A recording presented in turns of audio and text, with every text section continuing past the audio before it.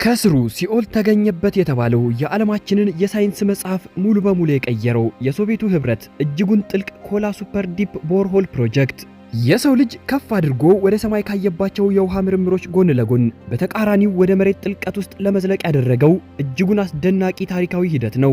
ይህ ታሪክ ከቀዝቃዛው የዓለም ጦርነት ፖለቲካዊ ውድድር ባሻገር ስለ ፕላኔታችን አፈጣጠር፣ ስለ ህይወት ጽናትና ተፈጥሮ በሰው ልጅ ዕውቀት ላይ ስላስቀመጠችው የማይበገር ወሰን የሚያስረዳ ድንቅ ቪዲዮ ነው።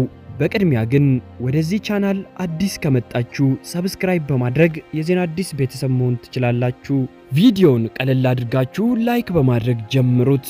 በህዋ ውድድር ዘመን ሁሉም ሀገር ጨረቃ ላይ ለመድረስ ተጠምዶ ነበር።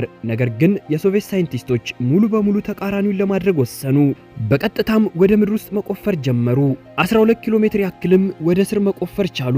ይህም ከዓለማችን ጥልቁ ቦታ የላቀ ጥልቀት ያለው ጉድጓድ ነው። ከዚያም ነገሮች አስገራሚ እየሆኑ ሄዱ። ከፍተኛ ሙቀት ከባድ ጫና ስራውን እንዲያቆሙ አስገደዳቸው። ጉድጓዱንም በከባድ የብረት ክዳን ለዘላለም ዘጉት። ታዲያ 12 ኪሎ ሜትር ሲቆፍሩ ምን አገኙ? አሁንስ ከእግራችን ስር 12 ኪሎ ሜትር ጥልቀት ውስጥ ምን አለ? ይህ ለብዙዎች ጥያቄ ነው። በቀዝቃዛው የዓለም ጦርነት መሃል ዓለም በሮኬቶችና በወር ደሴቶች ማረፊያዎች ተጠምዶ ነበር። አሜሪካና ሶቪየት ህብረት ደግሞ ህዋን ለመቆጣጠር ከፍተኛ ሀብትን አፍሰዋል። ሆኖም የሶቪየት መሪዎች በእግራችን ስር ምን እንዳለ ማንም በእርግጠኝነት እንደማያውቅ አወቁ። በቀጥታም ወደ ምድር ውስጥ ለመቆፈር ትልቅ ፕሮጀክትን ለመጀመር ወሰኑ። የሶቪየት ቴክኖሎጂ ልክ እንደ ህዋው ሁሉ መሬት ውስጥ ያሉትንም መቆጣጠር እንደሚችል ማሳየት ፈለጉ። ሳይንቲስቶችም በኮላ ፔኒንሱላ የሚገኘውን ቀዝቃዛ የተገለለ ቦታን መረጡ። ይህ ቦታ ልዩ የሆነበት ምክንያት በሚሊዮን የሚቆጠሩ ዓመታትን ያስቆጠሩ ጥንታዊ ድንጋዮች ከመሬት ገጽታ ጋር ተቀራርበው የሚገኙበት በመሆኑ ነው። በዚህ ቦታ ላይ በመቆፈርም ሳይንቲስቶቹ ጠንካራውን የከርሰ ምድር ንጣፍ በፍጥነት ሰንጥቀው ወደ ጥልቁ ሽፋን ለመድረስ ተስፋ አድርገው ነበር። ቀዝቃዛ ነፋስ የሚነፍስበት አስቸጋሪ ቦታ ቢሆንም ቡድኑ ካምፑን አቋቋመ። በ1970 ዓመተ ምህረትም ሰራተኞቹ በበረዶ ውስጥ ግዙፍ የብረት ግንብን አቆሙ። በተለይም ለዚህ ዘመቻ ኡራልማሽ 12000 የተባለ የመቆፈሪያ ማሽንን ሰሩ። ማሽኑ እጅጉን ግዙፍ ሲሆን በቱንድራ መሬት ላይ የቆመ የውሃ ሮኬት ይመስል ነበር። ማሽኖቹ በሺህ የሚቆጠሩ ሜትሮችን ወደ ጠንካራ ድንጋይ ውስጥ የብረት ቧንቧዎችን መግፋት የሚችሉ ከባድ ሞተር የተገጠመላቸው ናቸው። የመጨረሻ ግቡም ትልቁንም ትንሹንም የሚያስፈራ ነበር። መሐንዲሶቹ 15 ኪሎ ሜትር ወይንም ደግሞ 15000 ሜትር ጥልቀት ያለውን ጉድጓድ ለመቆፈር አቅደው ነበር። በዚህ ጥልቀት ውስጥም ሳይንቲስቶቹ ሙሉ በሙሉ አዲስ የሆነ የምድር ንጣፍን ለማግኘት ጠብቀው ነበር። ከዚህ ጥልቀት ውስጥ ግማሽ ያክሉን እንኳን ለመድረስ የደፈረ አንድም ሀገር አልነበረም። ፕሮጀክቱም በከፍተኛ ሚስጥርና በብሔራዊ ኩራት ተይዞ ነበር። ጥልቀቱ ምን ያክል እንደሆነ ለመረዳት የዓለማችንን ጥልቅ ውቅያኖስ አስቡ። የማሪያና ጥልቅ ገደል። የዚህ ገደል ጠቅላላ ስምጠቱ 11 ኪሎ ሜትር ገደማ ይወርዳል። የሶቪየት ቡድኖችም ከውሃው ይልቅ በጠንካራ የግራናይት ድንጋዮች ውስጥ አልፎ ከጠቅላላው ውቅያኖስ የበለጠ ጥልቀትን ለመሄድ አቅደው ነበር። የመቆፈሪያ ቧንቧዎቹ ክብደት ብቻ በመቶ የሚቆጠሩ ቶኖችን ይመዝናሉ። ግዙፉ የመቆፈሪያ ቤትም በመጨረሻ መሬቱን ሲነካ ድምፁ በበረዷማው ሸለቆ ውስጥ አስተጋባ። ጥርሶቹም ለቢሊዮን ዓመታት ያክል በሰው ልጆች እጅ ያልተነኩ የድንጋይ ንጣፎች ላይ ቅርጾችን አወጡ። ማሽኑ በጥልቀት እየቆፈረ ሲሄድም የሳይንቲስቶቹ ቡድን እያንዳንዱን ሜትር በከፍተኛ የቴክኖሎጂ ዕቃዎች ይከታተሉ ነበር። ከስር የሚጠበቃቸውን እንግዳ ችግር ሳያውቁም ወደማይታወቅ ሁኔታ እየቆፈሩ ገቡ። መጀመሪያ ላይ መቆፈሩ ባልታወቀ ሁኔታ ፈጣንና ለስላሳ ነበር። ለመጀመሪያዎቹ 3000 ሜትር ያክልም ድሪሉ በቀላሉ መቆፈር ቻለ። የጂኦሎጂ መጻሕፍት ትንበያን ስለተከተሉም ሳይንቲስቶቹ እርግጠኞች ነበሩ። በእነዚህ ጊዜያትም የብረት ቧንቧዎቹ ወደ ጨለማው ምድር ውስጥ እየወረዱ ሲሄዱ ሁሉም ነገር በቁጥጥር ውስጥ ይመስል ነበር። 7000 ሜትር ላይ ሲደርሱም ቡድኑ የተለየ ነገርን ጠብቆ ነበር። ጂኦሎጂስቶች የላይኛው የግራናይት ንጣፍ እዚህ አብቅቶ ወደ ጠንካራ ባዛልት ድንጋይ እንደሚቀየር ያምኑ ነበር። ሆኖም የመቆፈሪያ ማሽኑ ናሙናዎችን ሲያወጣ ሳይንቲስቶቹ የመጀመሪያውን ትልቅ ድንጋጤን አገኙ። 7000 ሜትር ያክልን ቢቆፍሩም ምንም አይነት የባዛልት ድንጋይ አልነበረም። ግራናይቱ እንደቀጠለ ነበር። ነገር ግን በከፍተኛ የጂኦሎጂካል ጫና ምክንያት የተሰነጣጠቀና የተበላሸ ነበር።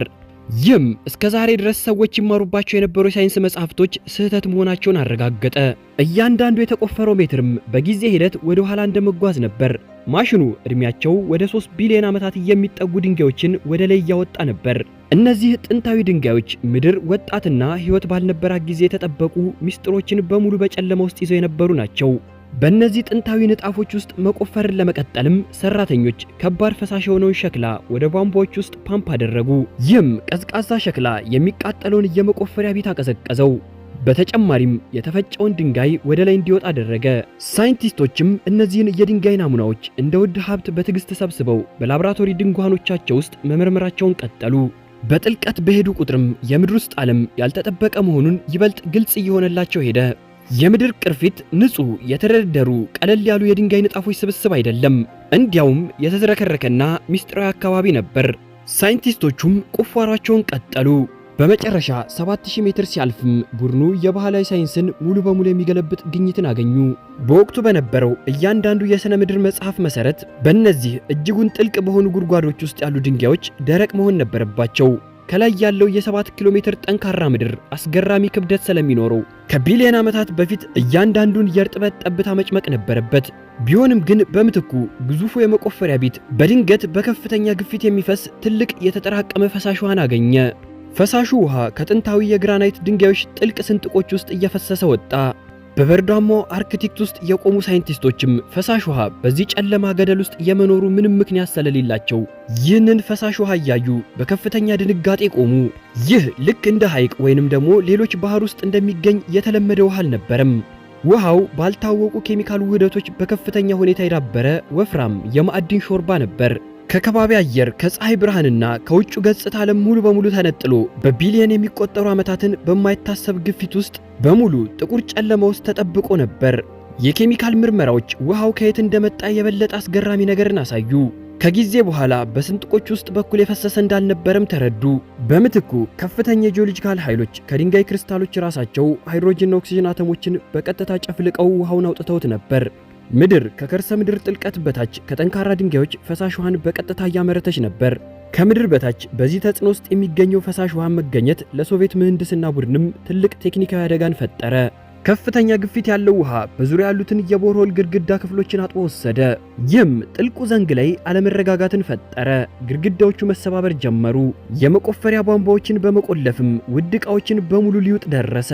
ከገጽታው ስር 7 ኪሎ ሜትር ጥልቀት ውስጥ ፈሳሽ ውሃ ማግኘታቸው ሳይንቲስቶች ስለ ፕላኔታችን ያላቸውን ግንዛቤ እንደገና እንዲጽፉ አስገደዳቸው።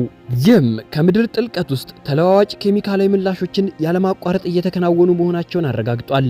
የምድር ውስጥ ዓለም የሞተ ቀዝቃዛ የድንጋይ ንጣፍ ብቻ ሳይሆን ንቁ፣ ያልተጠበቀና እንግዳ ሚስጥሮች የተሞላ አካባቢ ነበር። ከመሬት በታች በጥልቀት የተጨመቀ ፈሳሽ ውሃን ማግኘታቸው ያልተለመደ እንዳልሆነ ሁሉ የሳይንሳዊ ቡድኑ በድንጋዮቹ ናሙናዎች ውስጥ የበለጠ አስደንጋጭ ግኝትን አገኙ። ጂኦሎጂስቶች ከ6 ኪሎ ሜትር ጥልቀት ውስጥ የተወሰዱትን ናሙናዎች በከፍተኛ ማጉያ መነጽር ውስጥ ሲያስቀምጧቸው የባዮሎጂውን ትምህርት ሙሉ በሙሉ የሚቀይር ነገርን አገኙ። በጠንካራው የግራናይት ድንጋይ ውስጥ ተቀብረው የነበሩ ጥንታዊ ሕይወት ጥቃቅን ምልክቶችን እየተመለከቱ ነበር። ቡድኑ ከ2 ቢሊዮን ዓመታት በፊት የኖሩ 24 የተለያዩ የአንድ ሕዋስ ፕላንክተን ቅሪተ አካሎችን አግኝተዋል። እነዚህ ጥቃቅን ሕይወቶች ወጣቷ ምድር በአብዛኛው ውሃ በነበረችበትና ከባቢ አየር እምብዛም ባልተፈጠረበት ጊዜ ውስጥ የበለጸጉ ነበሩ። በሺህ የሚቆጠሩ ሜትሮች ጥልቀት ውስጥ ተጠብቀው የቆዩትን እነዚህን ለስላሳ ባዮሎጂካል ቅሪቶች ማየትም የማይታመን ነበር። ሳይንቲስቶችም እነዚህ ጥቃቅን ቅሪተ አካሎች እንደዚህ ያሉ አረመናዊ ሁኔታዎችን ለቢሊዮን ዓመታት ያክል እንዴት ሊቋቋሙ እንደቻሉ ግራ ተጋብተው ነበር። ከፍተኛ ሙቀትና የሚጨፈልቀው የጂኦሎጂካል ጫና ማንኛውንም ኦርጋኒክ ቁስ ማጥፋት ነበረበት። ሆኖም እያንዳንዱ ጥቃቅን ቅሪተ አካል በኦርጋኒክ ካርቦኖች ጥቃቅን ሼል የተጠበቁ ነበሩ። ይህም ከምድር ውስጥ ጥልቀት ሙሉ ከጥፋት ጠብቋቸዋል።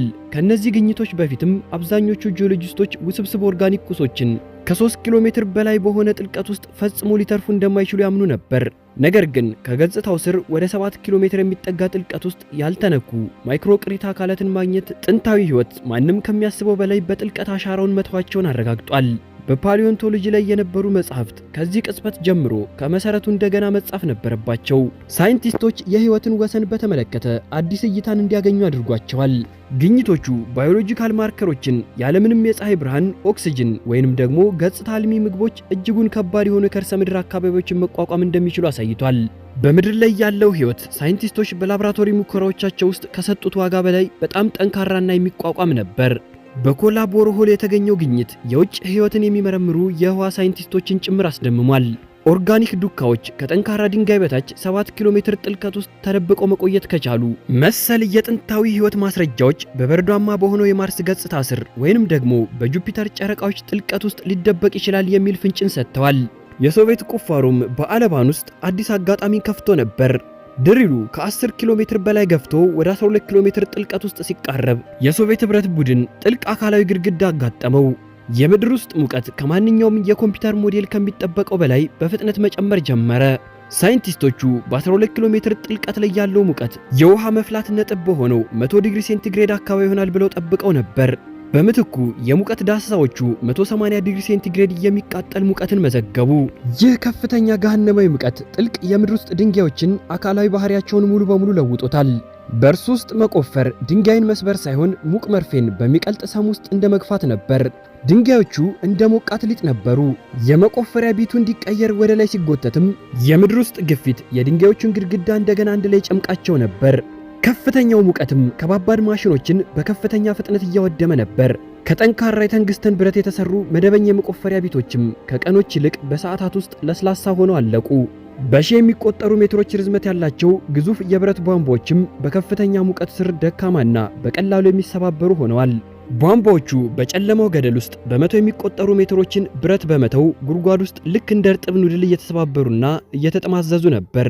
ቁፋሮን ለመቀጠልም የሶቪየት መሐንዲሶች አዲስ ሙቀትን የሚቋቋሙ ውህዶችን ተጠቅመው መቆፈሪያ ቴክኖሎጂዎችን በቦታው ላይ ለመፍጠር ሞክረዋል። ነገር ግን ለችግሩ የትኛውም ቴክኖሎጂ ቢወረወርም ምድር በሰዎች ምህንድስና ለመሸነፍ እጅጉን ሞቃትና ጥቅጥቅ ያለች ነበረች።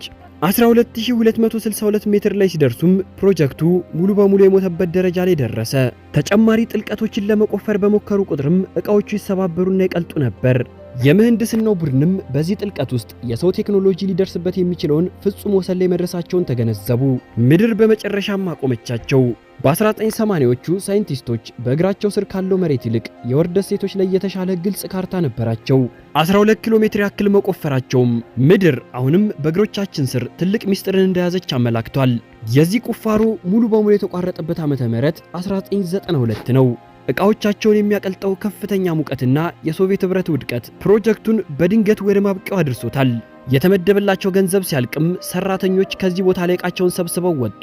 ግዙፉ የብረት ግንብም በቀዝቃዛው የአርክቲክ ቱንዱራ ውስጥ ብቻውን ቆመ። ቦታውን ከመተዋቸው በፊትም መሐንዲሶች የቢፒ ዘንጉን ለዘላለም ማስጠበቅ ነበረባቸው።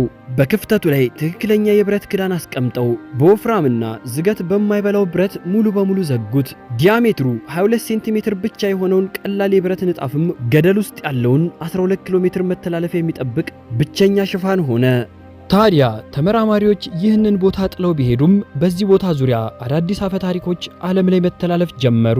ሳይንቲስቶች ማይክሮፎኖችን ወደ ጉድጓድ ውስጥ ዝቅ አድርገው በሲኦል ውስጥ የሚቃጠሉ የተሰቃዩ ነፍሳትን አስፈሪ ጩኸት መዝግቧል የሚል ነበር። ታሪኩ በዓለም አቀፍ ደረጃ ቫይራል ሆነ።